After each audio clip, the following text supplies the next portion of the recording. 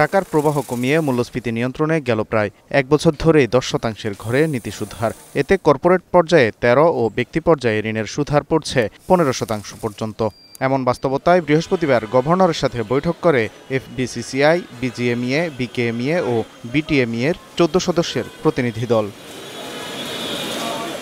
2 ঘণ্টার বৈঠক শেষে সাংবাদিকদের সাথে কথা বলেন এফবিসিসিআই মহাসচিব মোহাম্মদ আলমগীর। জানান, বিভিন্ন ইস্যুতে গভর্নরের সঙ্গে তাদের কথা হয়েছে।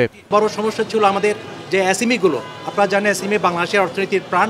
এসএমইগুলো বন্ডেড ওয়্যারহাউস সুবিধা পাচ্ছিল না। তাই এই ক্ষেত্রে আমরা ওনাকে দাবি জানিয়েছি তাদেরকেও যাতে বন্ডেড ওয়্যারহাউস সুবিধা দেওয়া হয়। ওই ক্ষেত্রে উনি এক্ষেত্রে সম্মতি প্রদান করেছেন এবং নির্দেশনা দিয়েছেন যে তারাও এই সুবিধাটা পাবে।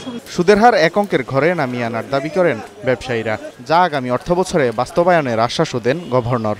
ইন্টারেস্ট রেটের ব্যাপারে আমরা বলেছি, উনি আমাদেরকে এই আশ্বাস প্রদান করেছে অতি সত্বর এটা কমে আসবে এবং আশা প্রকাশ করেছে এটা নেক্সট সিঙ্গেল ডিজিটে চলে আসবে আগামী ফিসক্যাল ইয়ারের ভিতরে। আমরা বলেছি যে আপনারা ইন্টারেস্ট রেট না নেন, কারণ যারা এখন ক্ষতিগ্রস্ত হয়েছে ইন্টারেস্ট রেট যদি থাকে তাহলে এটা তো অ্যাকুমুলেট করলে সে তো আর ইন্টারেস্ট দিয়ে শেষ করতে পারবে না, সে কোনোদিনও প্রফিটেবল হতে পারবে না। আমরা এই জন্য জানিয়েছি যে আপনি এটাকে ব্লক করেন ইন্টারেস্ট রেটটা, আর মূলধনটা আপনারা যাতে চালাইতে পারে সেই ব্যবস্থা করেন, ইন্টারেস্ট আপনি পরে হিসাব করেন। দীর্ঘমেয়াদী ঋণ পরিশোধ সময়সীমা 10 বছর থেকে বাড়িয়ে 15 বছর করার দাবিও জানিয়েছেন ব্যবসায়ীরা। Waled Sakib, star news, Dhaka.